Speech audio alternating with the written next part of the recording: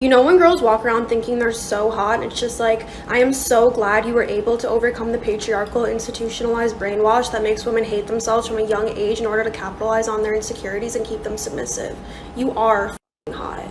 To the men who watched my last video and took the time to comment letting me know that men have insecurities too, totally, and I'm so glad you're so passionate about men's rights, and I hope you'll make a video about that, and I'm more than glad to support you. However, that video was for the girls. I never said men don't have insecurities. I never said anything about men at all. And you can still have insecurities and still have more privilege than a woman purely based on gender. Just because something doesn't affect you, aka the patriarchy, doesn't mean it doesn't exist. Most people who use the word patriarchy can't even define it, and if they can, they can't give an example of it. Let's not act like there aren't any advantages to being a female in society. Divorce court, child custody, alimony. Try getting into a public argument with a woman and let's see how good that goes for you. White knights and simps represent. Just look at how differently women and men are sentenced for the very same crime. Women on average will spend less time in jail than men for the very same crime. Just look at how society treats female child molesters and male child molesters. Both horrible crimes, but society treats females who engage in sexual activities with underage boys differently. Well, I attend South Park Elementary, and one of the teachers is having sex with a student. Oh my God! This is terrible. You did the right thing telling the police, Brad. Now, who is the teacher? What's his name? Well, it isn't a guy teacher, it's a woman. A woman? Yeah, she's having sex with a boy. Oh, but she's ugly, right? Well, no, not really. It's the kindergarten teacher, Miss Stevenson. The blonde? Yeah. Some young boy's having sex with Miss Stevenson? Yes. Nice. Nice. What's the crime? The crime is she isn't doing it with me. When it comes to abortion, a woman can choose to have the baby or not, and if she does, the guy can't choose if he wants the child or not. He doesn't have a say in anything. He's legally bound by the woman, and now he has to support the child for 18 years.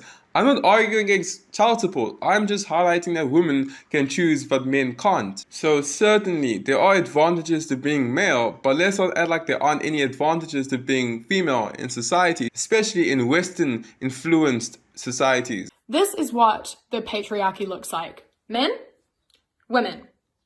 Now, a lot of men seem to think that when women try to build ourselves up and say we want more rights, they think that instead of doing this, we're doing this. They seem to think we're taking rights away from men so that they're going to be down at our level, when in fact, what we're trying to do is gain rights so we're up at your level. You see how you stay here? You don't lose anything by women gaining things. Other people's success is not your failure, all right? Let us move up. By you yelling at us for wanting to be the same as you really shows your oppressive nature and the fact that you don't think we deserve everything that you have. So, do you want to keep it to yourself? You aren't losing anything by us gaining something. So shut up. I swear, people like this believe they live in the 1900s. It's 2021 and you live in a Western influenced society. What rights do men have that you don't? Please inform me. I'm trying to phrase this nicely and I can't yell, but I want to. So, Black people and people of color in the queer community aren't seen by white queers as queer as they are. On almost every occasion where I've been discussing my queerness or my experiences with queerness with white gays, they speak to me in a condescending way and they treat me as if I am a straight person imposing on a queer subject because they don't see us as queer as them. Queerness is seen as something that is white and a way to compare oppression, and it's used to compare oppression. So it's impossible for white gays to see us as gay as them. Never thought I would see the racial victimization in the queer community. Why generalize and say, oh, white people don't see you as gay as them? What does that even mean? Why generalize at all? If a white person was to come out and say that about black gay people and make the racial generalization as she did, there would be an uproar, and I'm sure she'll be a part of it. Can't miss a chance to be a victim now, can we? Yet, she doesn't see the problem with making generalizations on the basis of race. It's the assumption that all people who look like this are the same, which is stupid and racist.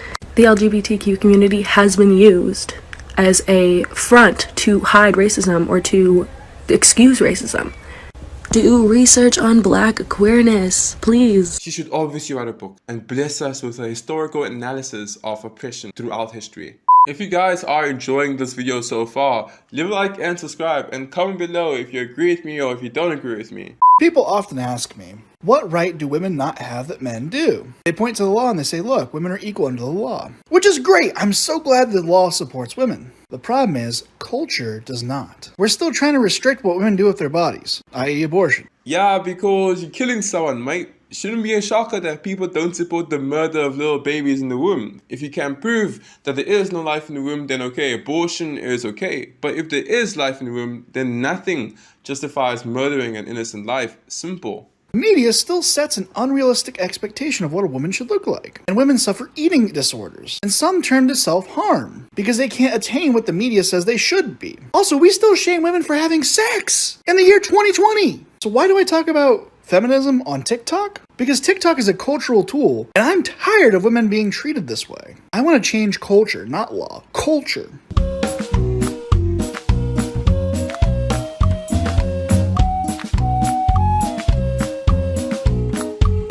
This man is a modern-day philosopher, a national icon. Simply put, we don't deserve people like him. You can be a better intersex ally.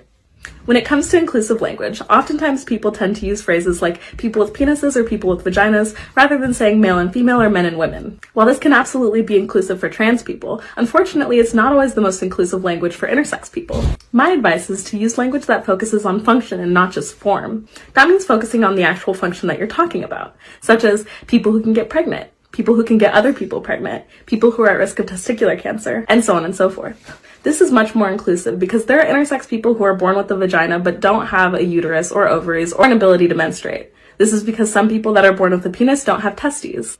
So it's much more inclusive to say what you actually mean than it is to use language that works around that. There's no need to redefine categories to be inclusive. We don't do this with anything else, so why do we do it with gender and sex? When you ask people how many fingers people have, the answer is 10 fingers. Even though there are people with 9 fingers, does the fact that there are people with 9 fingers allow us to redefine our conception of how many fingers human beings have? No, and it shouldn't. We work off the majority, not the minority.